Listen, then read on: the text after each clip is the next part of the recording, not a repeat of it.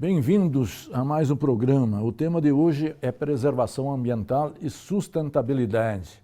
A sociedade mineira e a brasileira vivem sob o impacto do rompimento da barragem do fundão da mineradora Samarco, localizada em Mariana, Minas Gerais. Estamos diante do maior desastre ecológico provocado pela exploração mineral no país, com perdas humanas, patrimoniais e ambientais. Ainda não se tem o número exato de mortos, o desastre ambiental continua em curso e ainda não é possível avaliá-lo, dada a sua extensão, profundidade, ao longo da bacia do Vale do Rio Doce e do litoral do Espírito Santo. Há ainda um temor com relação às 450 barragens de rejeito de minério de ferro existentes em Minas. E estamos na época da chuva. Isto aumenta os riscos e os temores de novos rompimentos. A discussão sobre a preservação ambiental e a sustentabilidade, tema desse programa, passa necessariamente pela tragédia de Mariana. A nossa convidada é a professora da UFMG, Janise Bruno Dias, uma especialista sobre o tema que tem estudado exatamente essa região do leste, propriamente de Minas. Bem-vindo, professora, é um grande prazer tê-la aqui.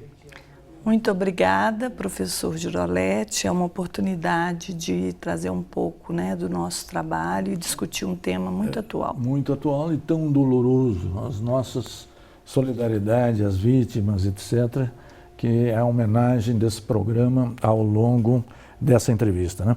Diante da tragédia de Mariana, com perdas de vidas, desaparecidos e grande impacto ambiental, uma pergunta torna-se inevitável. Isso podia ter sido evitado, professor? Sim, na minha opinião, poderia ter sido evitado. Nós temos uma política ambiental muito rigorosa e se os nossos gestores estivessem fiscalizando adequadamente essas barragens e as empresas estivessem cumprido com a sua obrigação diante da legislação, isso poderia ter sido evitado. E não há aqui a desculpa de que não havia recursos. O aumento internacional do preço do minério, o boom do minério comprado propriamente pela China, aumentou a produção interna, mas parece que não houve investimentos adequados nas barragens nem na preservação ambiental. É isto mesmo, professor?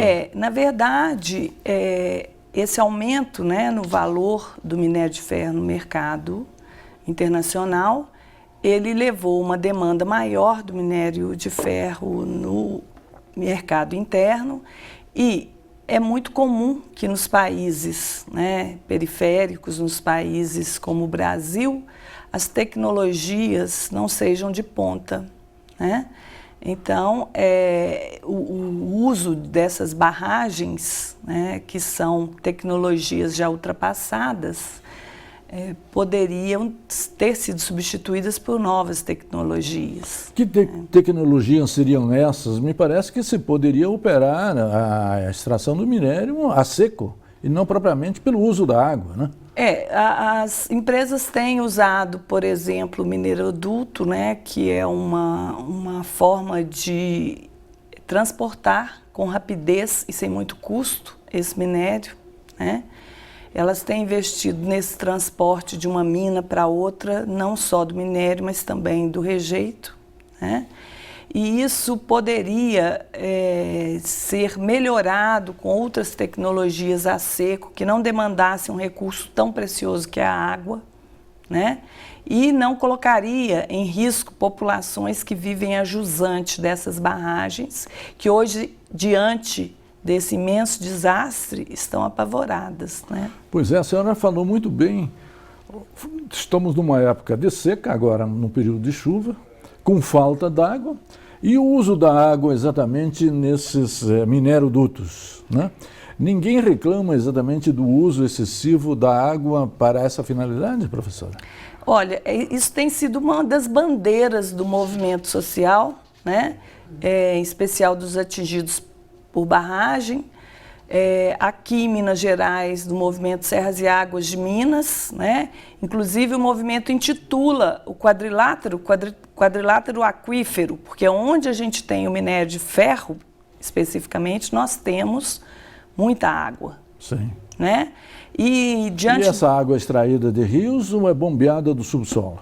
Essa água, ela é bombeada do lençol freático, né?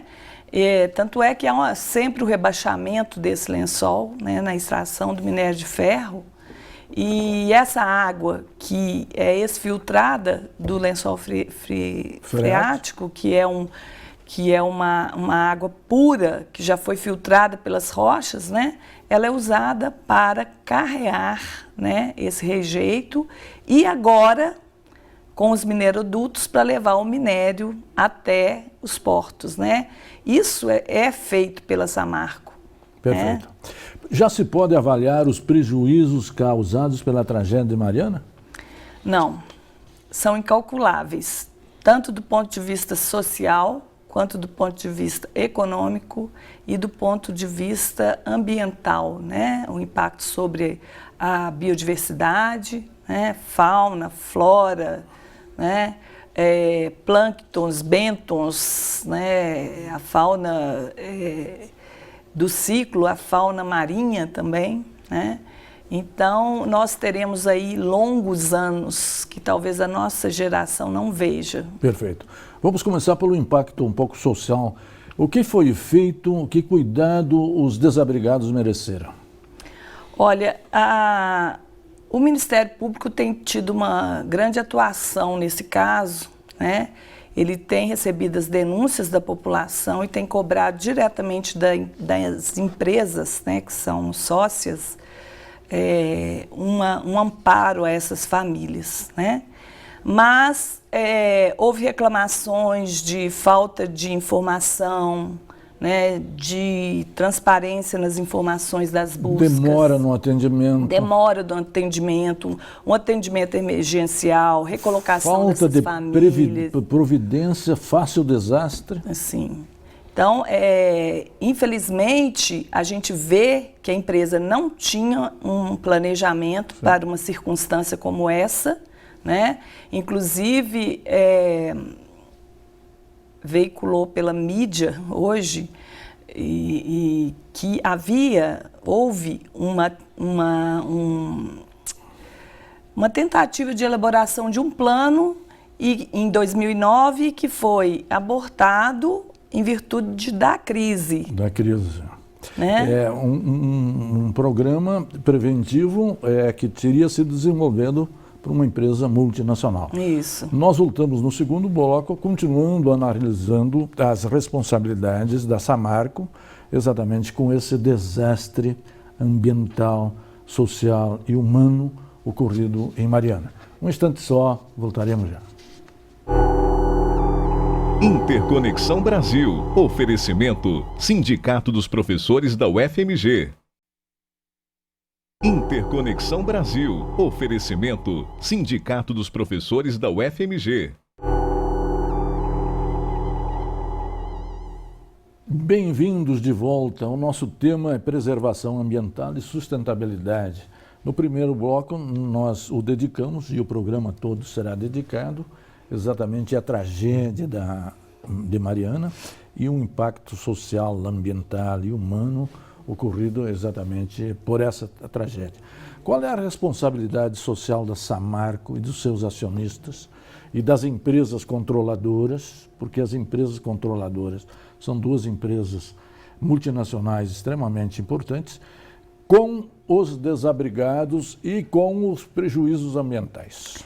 A responsabilidade é total, né? Agora, é diferente do que tem sido feito. No início, por falta desse plano, né, de contingência emergencial, houve muita, o que a gente poderia chamar de bateção de cabeça, né? Inclusive, a água contaminada foi fornecida para algumas cidades, né? Ou seja, não havia um plano. A empresa tem grande parte, né, de responsabilidade, mas os nossos gestores também os têm, por não haver fiscalizado e cobrado, né, para que houvesse um funcionamento adequado daquelas minas e daquela barragem. Isso deveria ser apresentado, né? Isso é pertinente dentro da legislação. Perfeito. Né? Qual o tratamento dado aos operários da Samarco e aos terceirizados, né? Sabe-se que algumas das vítimas, né, ou uma maior parte delas, são empregados terceirizados da empresa, né? Hoje a gente vê que, por cobrança do Ministério Público, a empresa tem dado alguma assistência, né? Parece que há algumas famílias que estão hospedadas, né, em hotéis e que está sendo pago pela empresa, né? E houve um acordo de que ela vai arcar com as despesas dessas pessoas e daqueles que estão sendo prejudicados por viverem de recursos vindos do Rio Doce. Mas são trabalhadores com carteira assinada, com todos os direitos garantidos ou não? Claro, são os trabalhadores e eles devem receber esse tratamento, né? Inclusive de garantia de emprego, né? A produção dessa mina está suspensa. Ou a produção da Samarco toda está suspensa, ou a Samarco tem outras minas que estão em exploração. As empresas acionistas têm outras minas que estão em operação, né? Na verdade, essas barragens, elas com certeza deveriam estar recebendo esse aporte não só de uma mina. Sim. Né? Ela já deveria estar recebendo de outras minas. Mas a mina não tem diretamente, o funcionamento da mina nem sempre está ligada à barragem. Né? Então, provavelmente, devem ter outras minas que estão em pleno funcionamento na região do Quadrilátero. Perfeito. O que dizer dos prejuízos patrimoniais causados à população ribeirinha, professora? Olha, os patrimoniais são incalculáveis, né?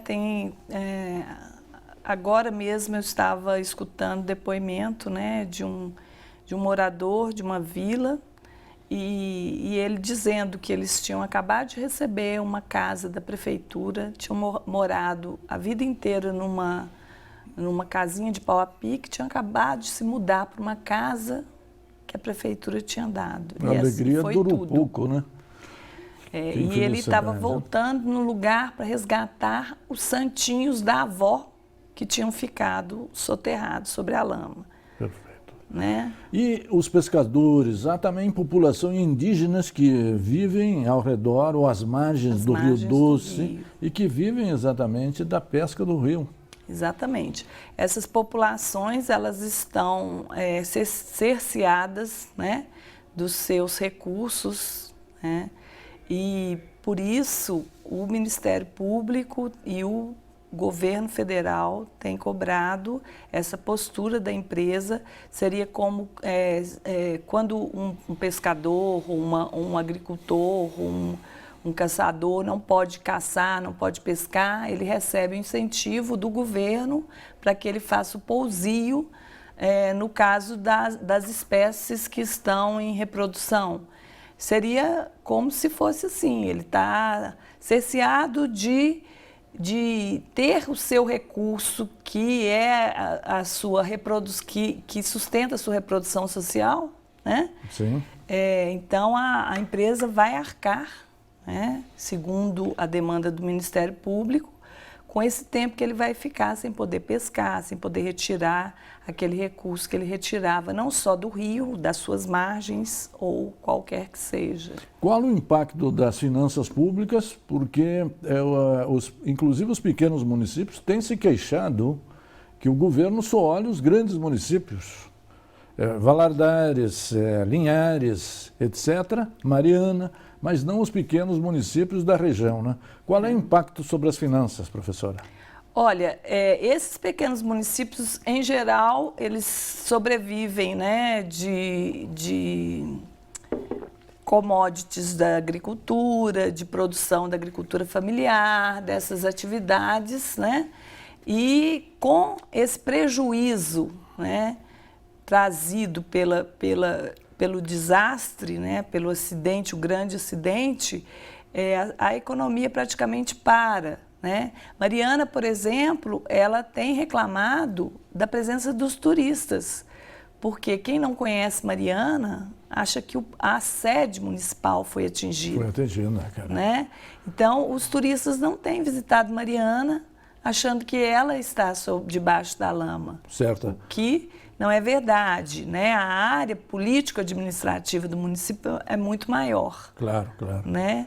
Esse impacto sobre o turismo vai se dar muito no Espírito Santo. Sim, e ao longo do Rio Doce. Com certeza, as cidades, né, praianas agora no verão vão ser muito prejudicadas, né? Porque as barreiras que foram plasticamente colocadas, né, para dizer que foi feita alguma coisa, elas não retiveram nada. Nada, em inglês ver, aquilo pegaria exatamente, digamos, produtos sólidos que você... E o aporte de sedimento dessas barragens é o teor de sedimento mais fino que a gente tem, que é argila e silt. E vai junto Isso com a água. ultrapassa facilmente as barreiras colocadas, que são barreiras para reter o óleo, por exemplo. Claro, claro. Né? Perfeito. No terceiro bloco nós vamos explorar ainda, continuar explorando o impacto ambiental e como exatamente, que lições nós devemos aprender dessa tragédia de Mariana. Um instante só, voltaremos já.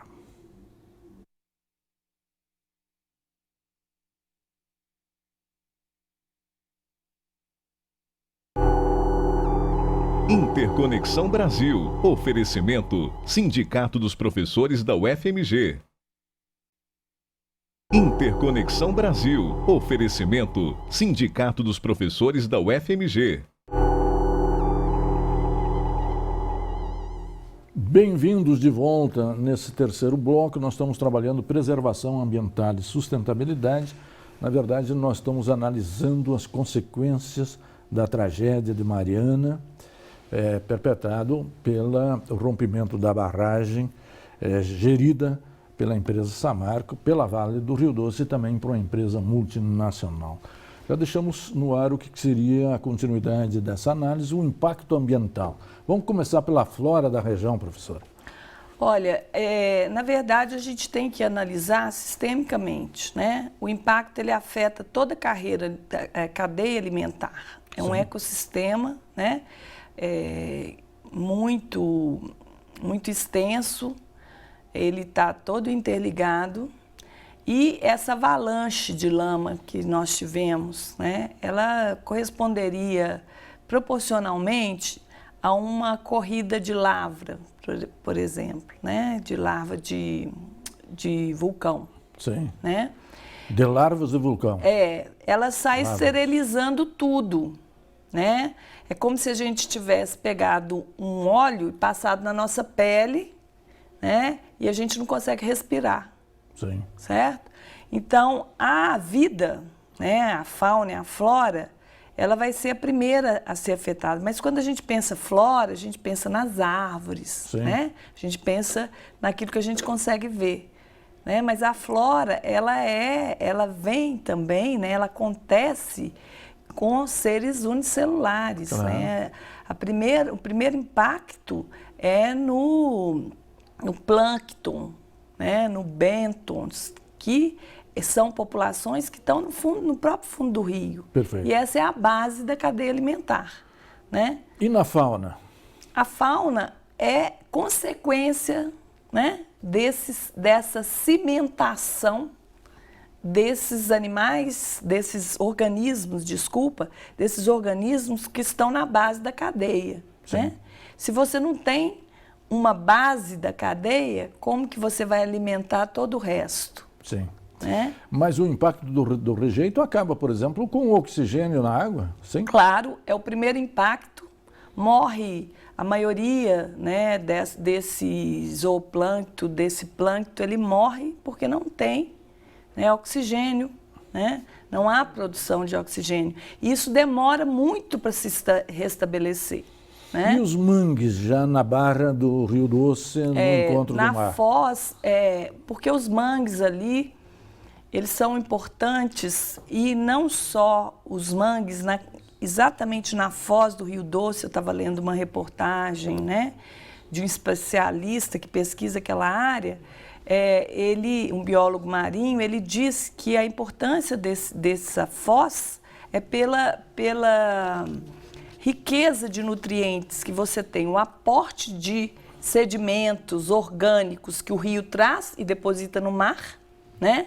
E você tem também correntes marítimas que revolvem esse fundo, e esse fundo é que serve de alimento para toda a cadeia alimentar marinha. É uma época de reprodução das espécies ou é só das tartarugas nesse momento? Bom, você deve ter outras espécies, né? As tartarugas, elas são emblemáticas nesse caso, porque há todo um cuidado, né, do ICMBio, né, do IBAMA, com o projeto Tamar, né? E as tartarugas, interessante lembrar que as tartarugas são seres que estão há muito tempo na Terra, né? É considerado uma espécie fóssil, sim, né?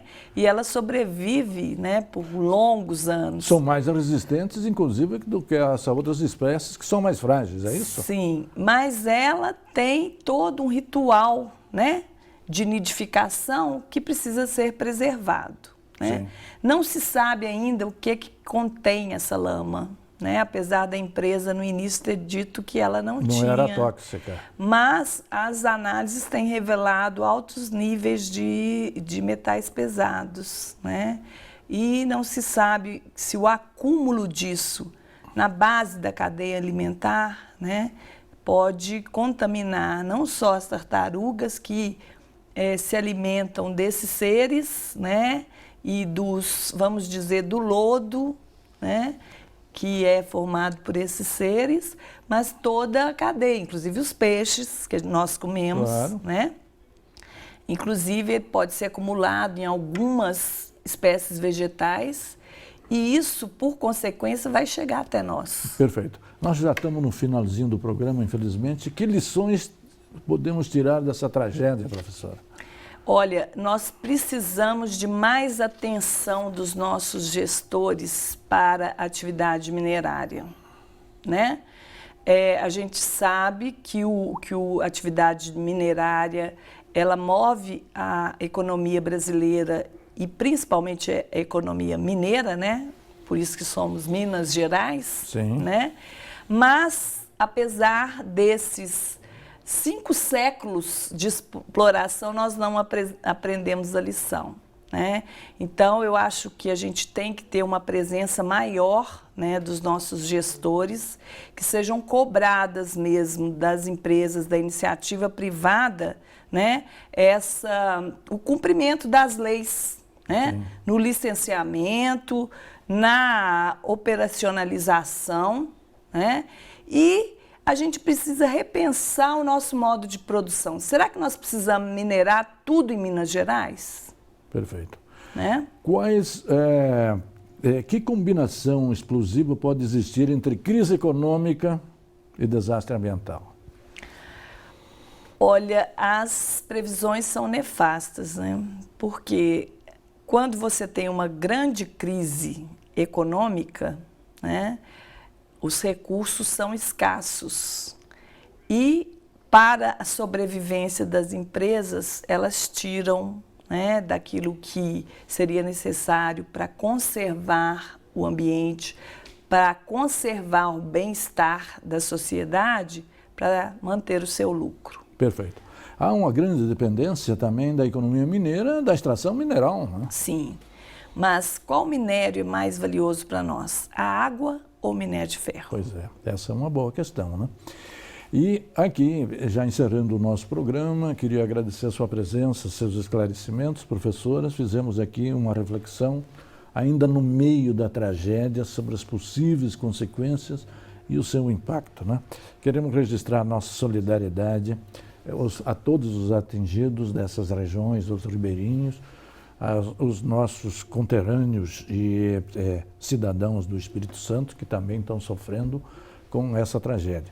E se há algo nesse sofrimento todo que nos anima, é a solidariedade das pessoas que têm enviado alimentos, águas e roupas exatamente para os flagelados. E esse gesto de solidariedade nos indica que outra sociedade e outro mundo é possível. E a você, telespectador, que sempre nos acompanha e nos prestigia, muito obrigado pela sua audiência e até a semana que vem.